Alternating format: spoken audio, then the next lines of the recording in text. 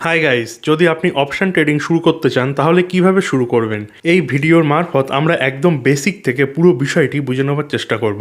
একজন বিগিনার হিসেবে আপনার মনে অনেক ধরনের প্রশ্ন আসতে পারে, যেমন অপশন ট্রেড কিভাবে নিতে হয়, ট্রেড কিভাবে এক্সিট করতে হয়, কল এবং পুট কি, কল এবং পুটের মধ্যে পার্থক্য কি, অপশন চেন কি এবং স্ট্রাইক প্রাইস কিভাবে আপনি নির্বাচন করবেন, কত টাকা নিয়ে আপনি ট্রেড শুরু করবেন। এই ধরনের অনেক বেসিক বিষয়গুলি রয়েছে যেগুলি আপনার ট্রেডিং জার্নি শুরু করার আগে জানা অত্যন্ত জরুরি, কারণ এগুলি না জেনে বুঝে যদি আপনি অপশন ট্রেডিং শুরু করতে চান সেক্ষেত্রে কিন্তু আপনার লস হওয়ার সম্ভাবনা অনেক বেশি।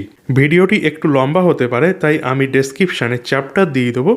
আপনি চাইলে আপনার নিজের প্রয়োজন মতো নির্দিষ্ট টপিক কিন্তু আপনি নির্বাচন করতে পারেন। তো চলুন শুরু করা যাক।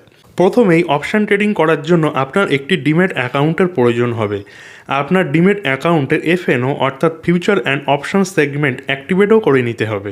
সেগমেন্ট অ্যাক্টিভেট করার পর আপনি যে কোনো ট্রেডিং অ্যাপস ব্যবহার করে অপশন ট্রেডিং কিন্তু করতে পারেন। আমি এখানে উদাহরণ হিসাবে গোরো অ্যাপস আজ আমরা ব্যবহার করব। গোরো অ্যাপস ওপেন করে নিচের দিকে আপনি এফএনও নামক একটি সেকশন দেখতে পাবেন, অর্থাৎ ফিউচার অ্যান্ড অপশানস। এখান থেকেই আপনি ফিউচার অ্যান্ড অপশানের মধ্যে ট্রেড করতে পারেন। এখানেই বুঝে নেওয়া যাক অপশান ট্রেডিং আসলে কি। এটি বোঝার জন্য আপনাদেরকে একটি এক্সাম্পল আমরা শেয়ার করব।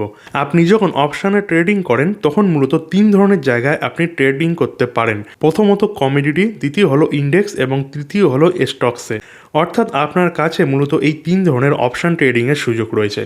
তবে বেশিরভাগ মানুষ ইন্ডেক্স এবং স্টকসে অপশান ট্রেডিং বেশি পছন্দ করে থাকেন এবং বেশি কমফোর্টেবল মনে করেন। আমরা এখানে নিফটি 50-এর এক্সাম্পল নেব। আপনি এখানে নিফটি 50 দেখতে পাবেন এবং তার পাশে এই চেন অপশানের যে সিম্বলটি আছে আপনি এটি দেখতে পাবেন। প্রথমেই আমরা এই চেন অপশান বুঝে নিই, কারণ এখান থেকেই আপনার অপশান চেনের বেসিক বিষয়গুলি আপনার কাছে পরিষ্কার হয়ে গেলে অপশান ট্রেডিংয়ের অনেক কিছুই আপনার কাছে সহজ হয়ে যাবে।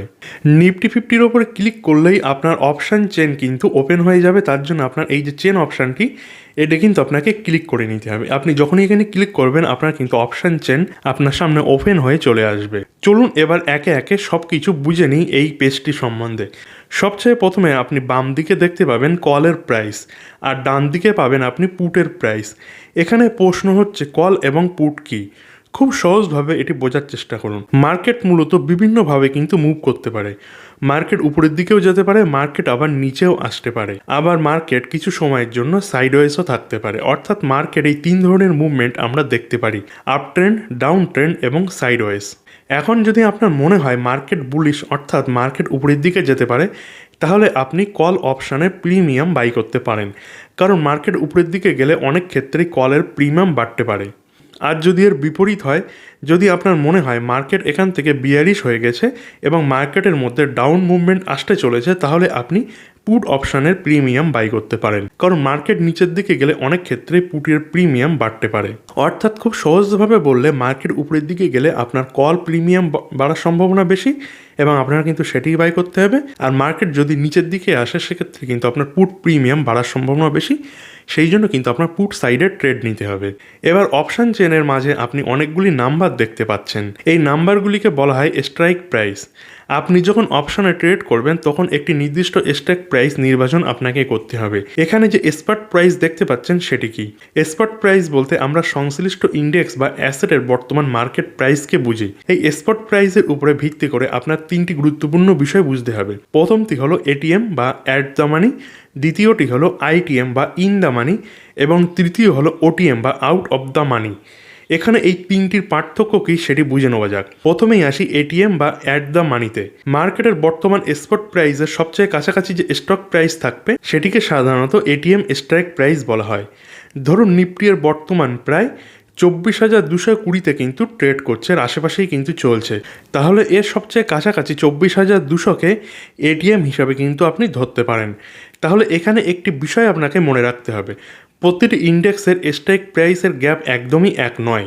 যেমন নিফটিতে নির্দিষ্ট ব্যবধানে কিন্তু আপনি স্ট্রাইক প্রাইস পাবেন, ব্যাংক নিফটি বা অন্য অন্য ইন্ডেক্সের ক্ষেত্রে স্ট্রাইক প্রাইসের ইন্টারভাল সম্পূর্ণ আলাদা হতে পারে। তাই অপশান চেন দেখলেই আপনি বুঝতে পারবেন কোন ইন্ডেক্সে কত পয়েন্টে গ্যাপে স্ট্রাইক প্রাইস দেওয়া হয়েছে। এবার আসি আইটিএম অর্থাৎ ইন দ্য মানিতে।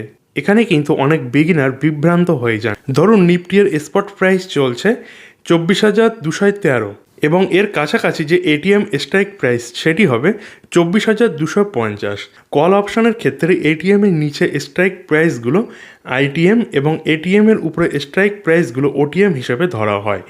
অন্যদিকে পুট অপশানের ক্ষেত্রে বিষয়টি একদমই উল্টো। পুট অপশানের ক্ষেত্রে এটিএমের উপরে স্ট্রাইক প্রাইসগুলো আইটিএম এবং এটিএমের নিচের স্ট্রাইক প্রাইসগুলো ওটিএম হিসেবে ধরা হয়। অর্থাৎ কল এবং পুট অপশানের ক্ষেত্রে আইটিএম এবং ওটিএম এর অবস্থানের একে অপরের কিন্তু বিপরীত। এবার আসি অপশান প্রিমিয়ামের বিষয়।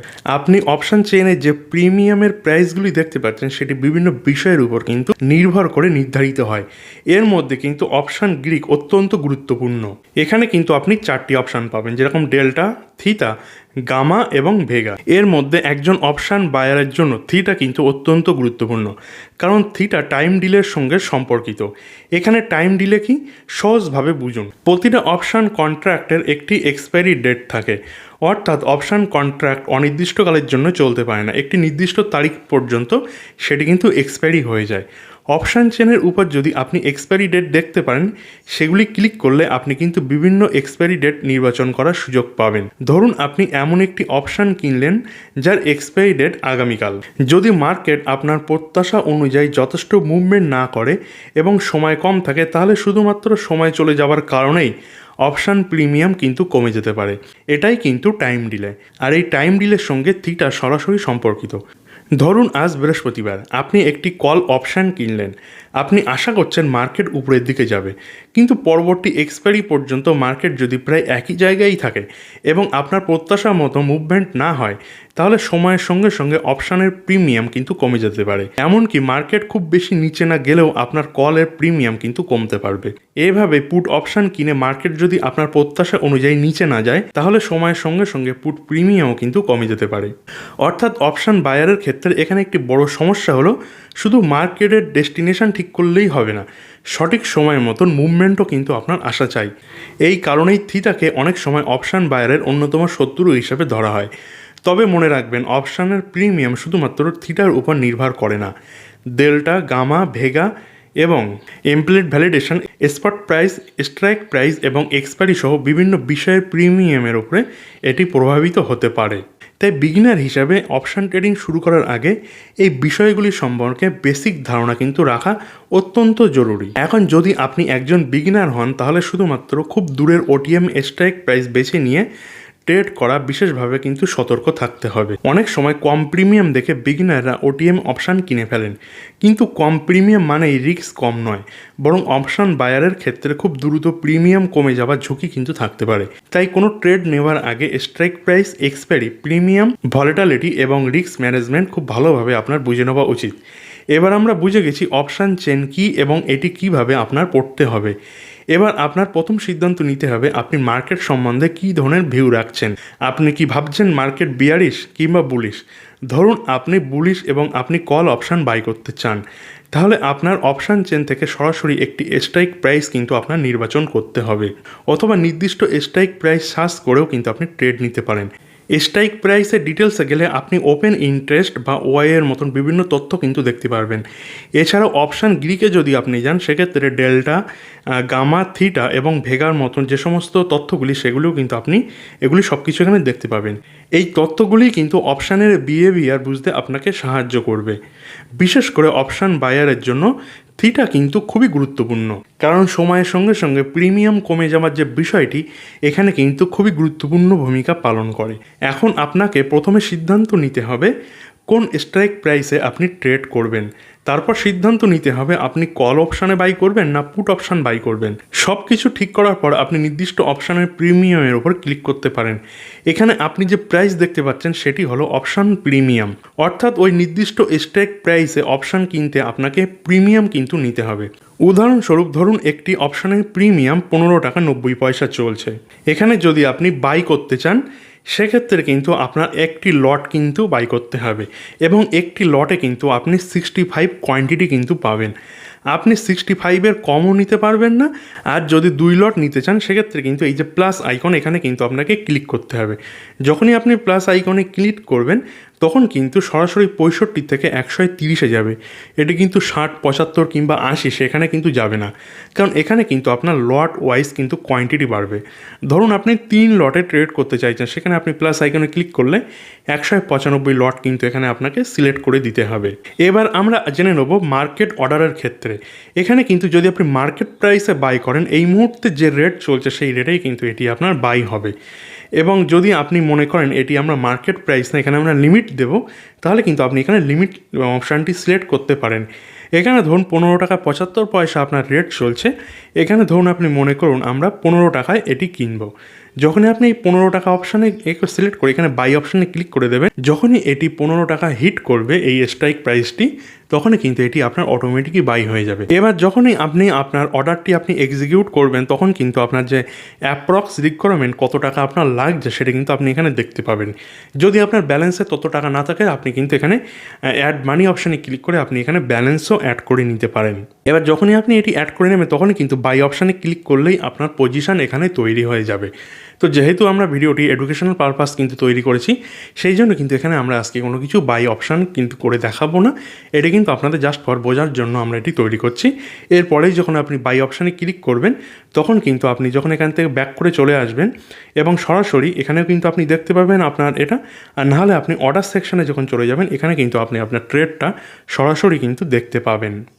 অর্থাৎ এইভাবে আমরা শিখে নিলাম অপশানে কীভাবে ট্রেড নিতে হয়। তাহলে আশা করছি আপনাদের কাছে পরিষ্কার হয়ে গেছে আপনি অপশানে কীভাবে ট্রেডিং করবেন, অপশান ট্রেডিং কী, কল এবং পুট কী, অপশান চেন কীভাবে পড়তে হয়, এটিএম, আইটিএম এবং ওটিএম কী, অপশান প্রিমিয়াম কী, থিটা এবং টাইম ডিলে কী, স্ট্রাইক প্রাইস কীভাবে নির্বাচন করতে হয়, অর্ডার কীভাবে প্লেস করতে হয়। তবে একটি বিষয় অবশ্যই মনে রাখবেন, অপশান ট্রেডিং কিন্তু অত্যন্ত ঝুঁকিপূর্ণ।